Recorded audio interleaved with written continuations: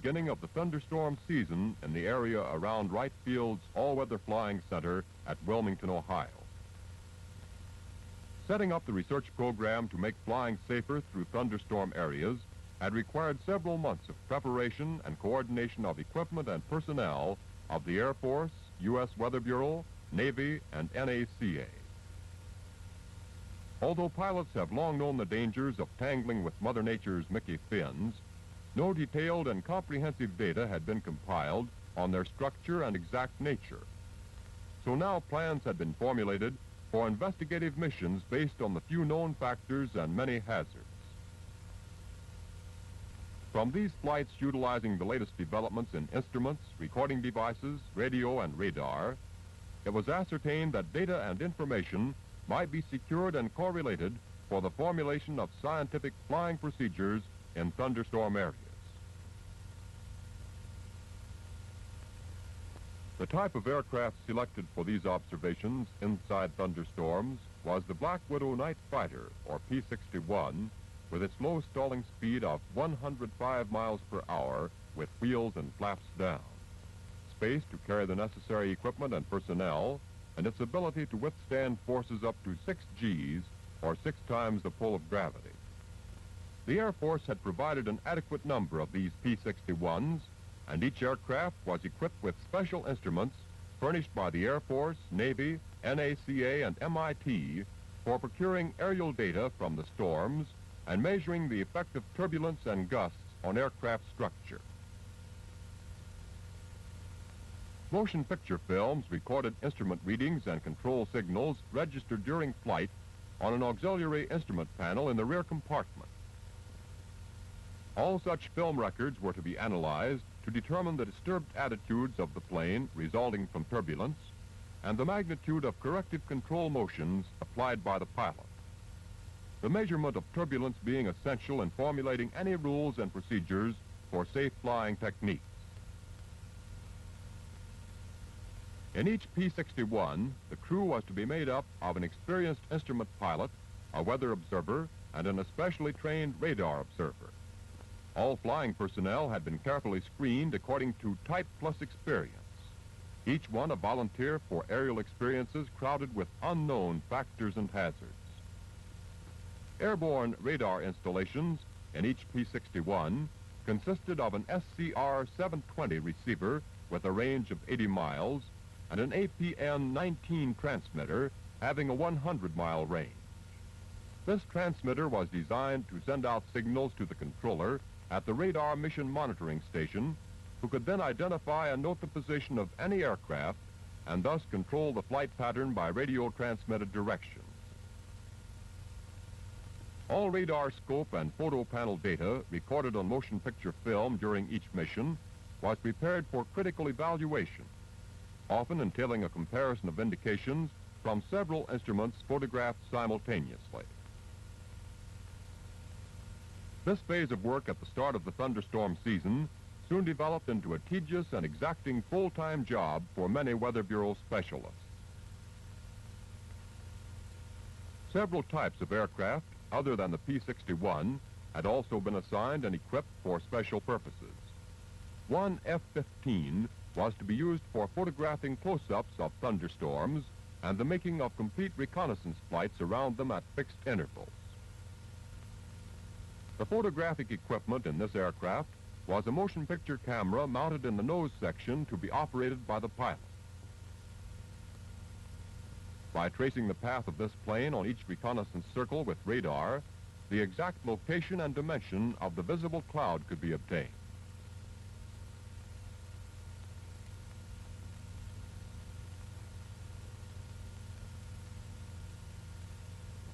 Another type of aircraft, an AP-6, was to be used for snooping around and even penetrating some of the smaller thunderstorm clouds, particularly during the early stages of formation. In this installation, the photo recording setup utilized the standard instrument panel in the rear cockpit. The motion picture camera and lights for illuminating the instruments were turned on by the pilot.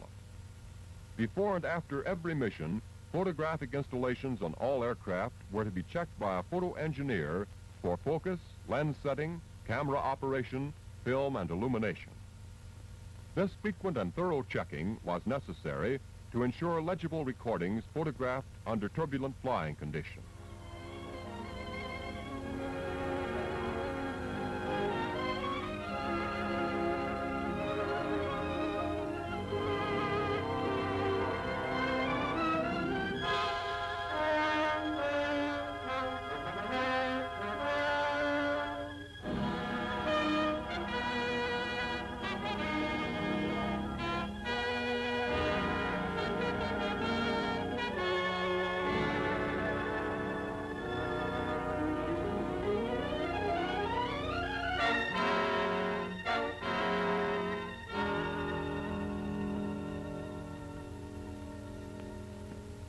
To the huge Navy hangar at Minneapolis, another F-15 airplane was flown to be equipped with instruments to aid in the evaluation of flight hazards presented when lightning strikes an aircraft. Here, man-made lightning could be generated, aimed, and made to strike with a force equal to that of Mother Nature's product. A comparatively small generator made up of hundreds of transformers for high ampere output, when hooked up with a massive one for producing high voltage, was capable of discharging crest voltages of 8 million volts and currents of 250,000 amperes. To record the magnitude and wave shape of high-tension discharges, man-made or natural, refinements of existing oscillographs were necessary. The large and very heavy type on the left could not be airborne, so one was developed that weighed only 30 pounds, including a built-in camera for recording all data presented on the surface of its scope.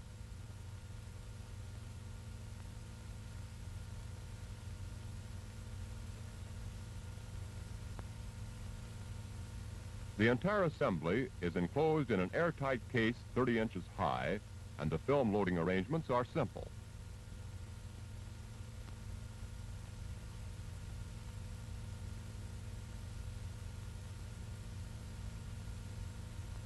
Simple, too, was the equipment of Benjamin Franklin when compared to the potential sources of modern lightning research today.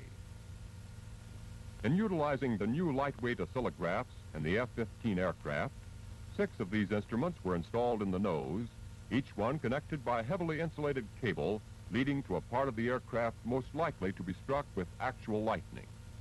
The nose, wingtips, tail fins, and canopy were the stations selected.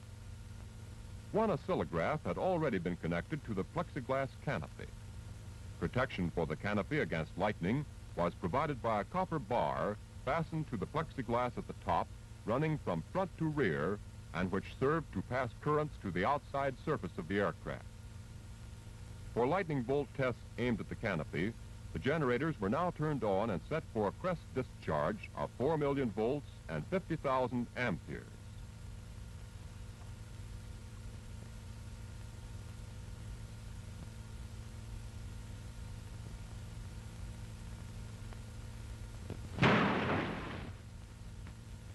Shades of Ben Franklin.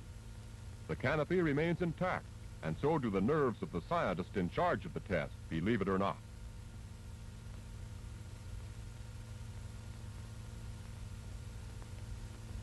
After the tests on the canopy, which proved the effectiveness of the method employed, lightning rods were installed at the stations on the aircraft selected as the most likely locations for lightning bolts to strike during flight.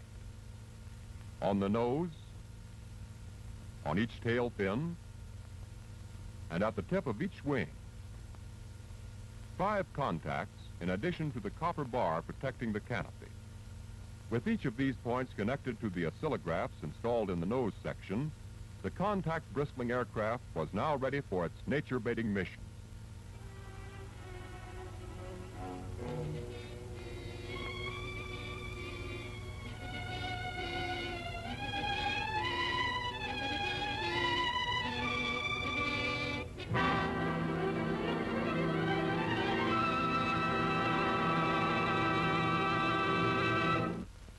During flight, research procedures of the pilot, weather observer, and radar observer were to be closely coordinated with many ground-based weather, radio, and radar stations. Of the several radar installations of varying capacities and locations, The principal station was situated approximately north and 20 miles from the Clinton County base of operations. This powerful V-beam radar, the only one of its kind in use, and its personnel, were to control flight procedures of all Thunderstorm missions, as its massive and complex antennae scanned the sky for indications in 3 dimensions of all cold fronts, thunderstorms, and aircraft within a range of 200 miles.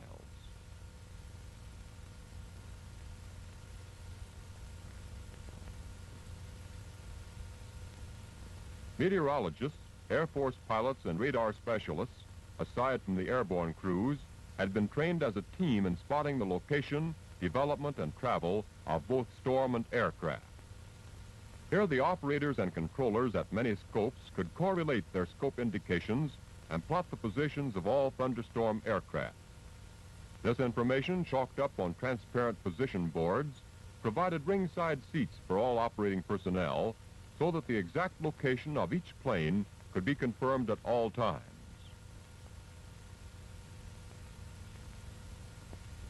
In order to obtain permanent records of scope indications, motion picture cameras affixed to several scopes were timed to operate at 4-second intervals, photographing the movement, development, and time of each storm and the position of all aircraft.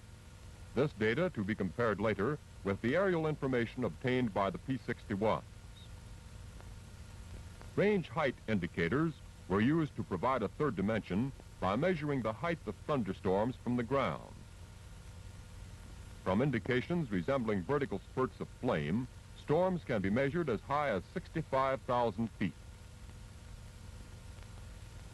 To the trained observer, this plan position indicator reveals all the information necessary for controlling the movements of aircraft in the thunderstorm area, although at this moment, a cold front is seen moving in.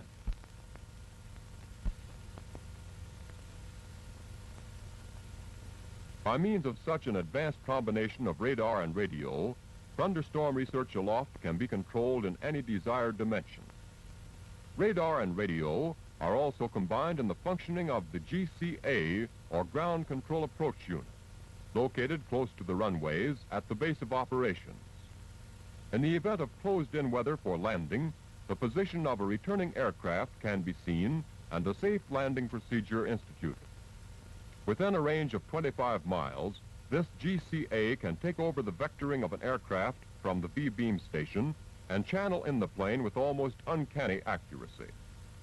The incoming aircraft's position, elevation, and drift are noted on scopes of varying ranges or stages, and then by using a predetermined channel of VHF radio, the pilot is talked in to a safe landing. Even with perfect weather conditions, all thunderstorm aircraft landings were to be made under the guidance of GCA.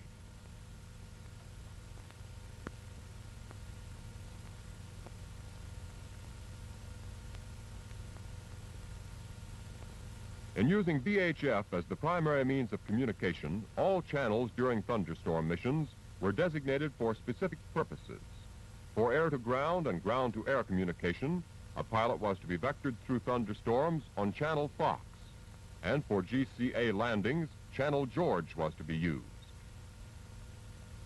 With the latest developments in radar and radio so combined, flight procedures had incorporated every precaution for the safety of air crew and aircraft, barring, of course, those unpredictable hazards inside the churning structure of the thunderstorm itself. For securing the predictable factors of atmospheric conditions relative to thunderstorm research, the United States Weather Bureau had set up a micro-network of stations over a 350-square-mile area just south of the base of operations. Of the 75 installations in this area, 63 were surface stations for recording the daily rainfall, temperature, humidity, atmospheric pressure, wind direction, and velocity at ground level. 7 radiosonde Raywin stations would procure the same data, accepting rainfall, at all altitudes by means of balloon-borne radiosondes.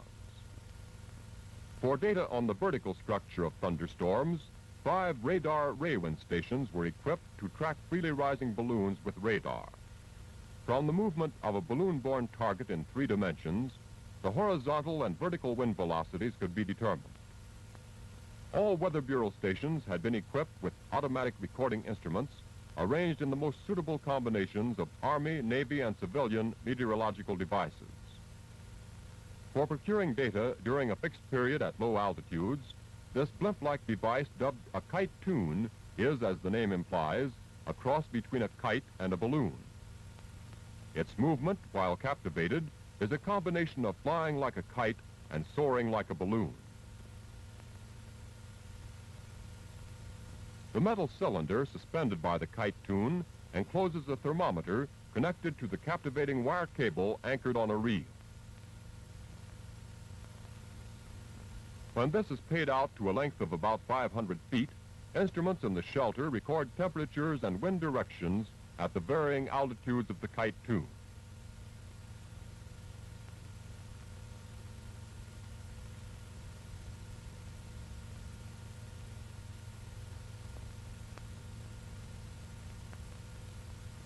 These records obtained at such intermediate elevations will be correlated with the data procured by other stations from high altitudes and ground level.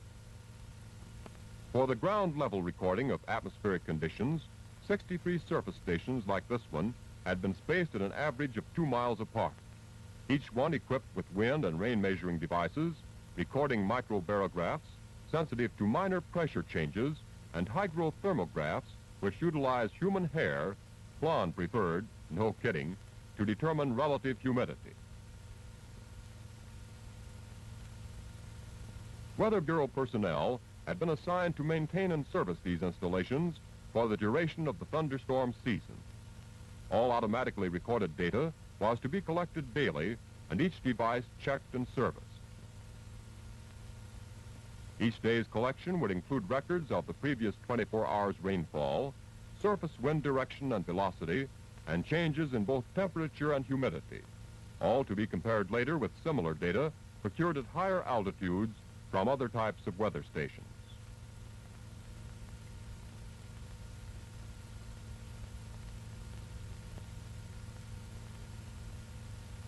Bordering the network area, 5 radar Ray-1 stations were located for the purpose of tracking balloon-borne targets through altitudes as high as the top of any thunderstorm and thus obtain horizontal and vertical wind velocities.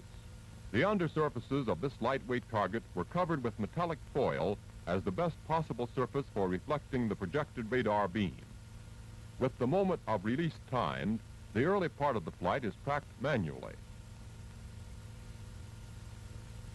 When the balloon and target have reached an altitude favorable for automatic tracking, this device is switched on and the reflected radar impulses can be computed in terms of horizontal and vertical wind velocities.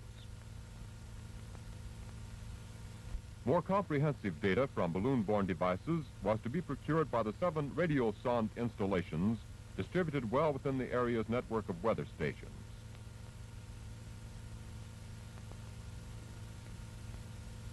A parachute is included for this trip in search of information. This will aid in the recovery of the radio sonde, a device that sends out signals indicating relative humidity, pressure, and temperature.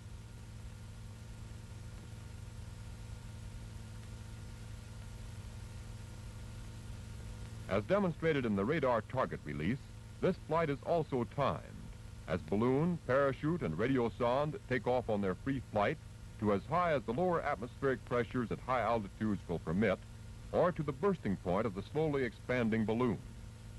These balloons usually burst when about 10 or 12 miles up. Here again, in order to compute wind direction, along with horizontal and vertical wind velocities, radar is used for tracking through the critical altitudes. The signals sent out by the soaring radio sonde are received by radio and recorded on a moving roll of paper. These signals, recorded at frequent intervals, indicate the degrees of relative humidity, pressure, and temperature at various altitudes and are noted on a condensed form for study and evaluation.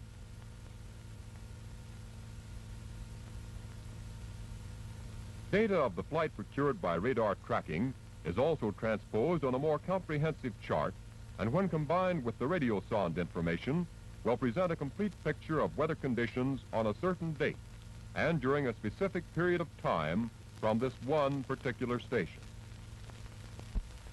In the Weather Bureau offices at the base, data from many daily reports, forms, and charts are combined. A parachute with radio sonde still attached is returned in a not too bad condition after having been recovered from a point several hundred miles away. Here, too, meteorologists at their plotting boards will transpose the figures of station-made observations to charts and graphs. In this manner, reports from all the 75 radio sonde, radar, and surface stations are correlated and reduced to a few simple graphs. These will present a comprehensive picture of all weather data obtained at the many stations within the local network and represent local weather conditions within the past few hours.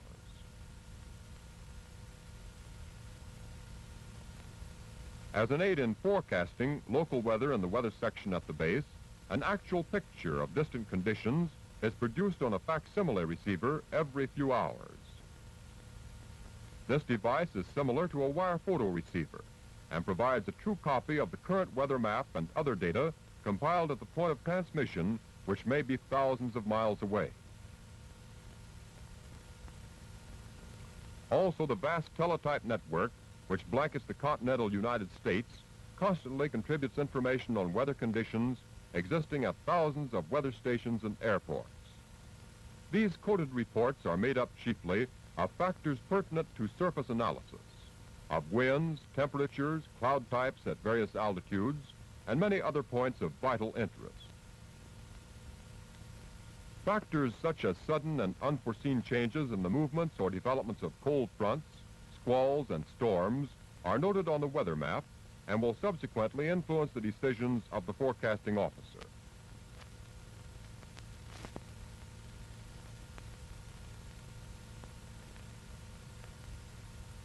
Charts with indications relative to cold fronts and areas where thunderstorms are likely to build up are posted, and the information passed on to personnel active in the Thunderstorm Research Project.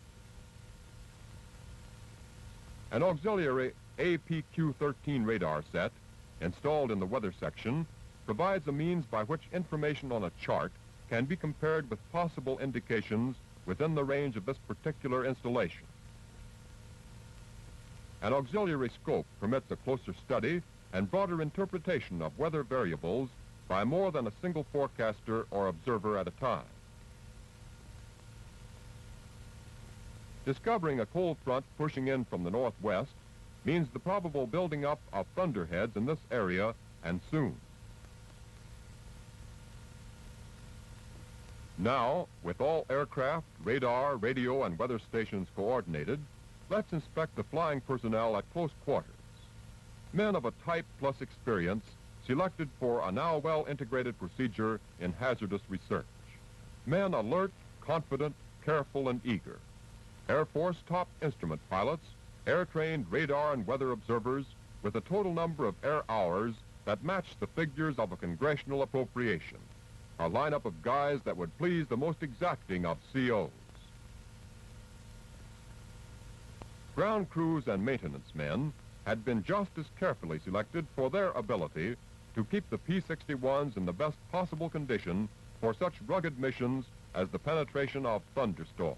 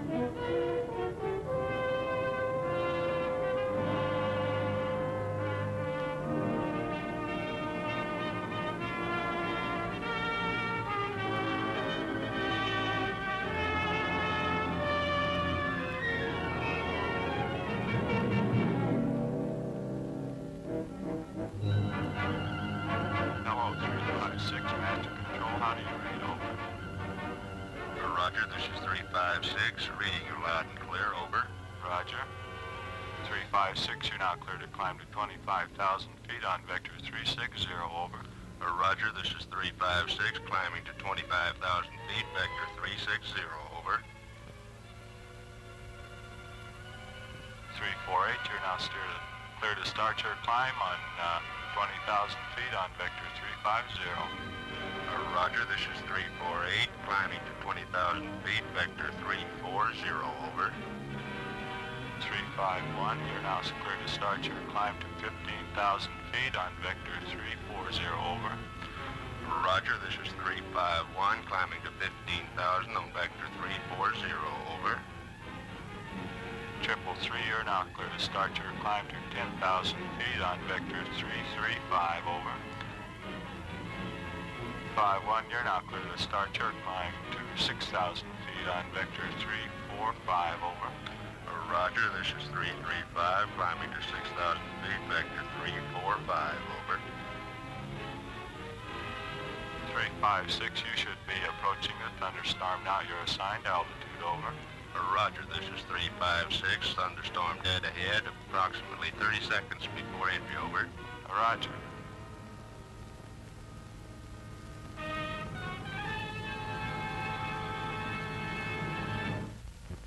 Penetrations were easily photographed by the F-15 aircraft. But when the Black Widows were being pushed around inside the thunderstorms, following them with a motion picture camera was photographically and tactically impossible. However, a clear picture of their attitudes and reactions to violent up and down drafts can be seen in a P-61's photo panel film made during one penetration. Note the disturbed attitude registered on the upper right instrument. While on the altimeter, lower right, rapid and extreme changes can be seen, bearing in mind, of course, that these indications were photographed at 1/6 their normal speed.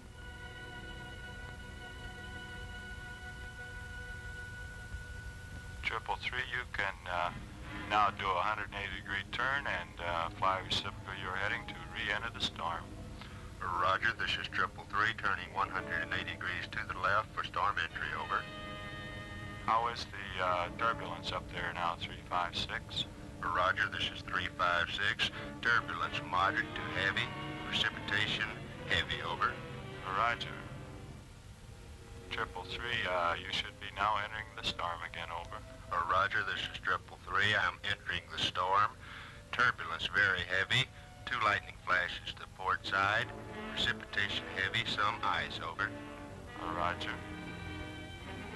356, you should now be entering the storm again, over. Roger, 356, entry made 10 seconds ago, precipitation very heavy ice, over. Roger. 348, your mission is complete. You can now start a vector towards base of 180, over. Roger, this is 348, vectoring towards base of 180. Roger. 356, you should be breaking out of the storm now. Roger, this is 356, breaking out of storm into the clear, over. Roger, 56, steer 180. This is DCA 360, steer 220. You're coming in nicely, about left 2 degrees. You're 25 feet, too low, pull her up a wee bit. All right, you're on a runway and take over.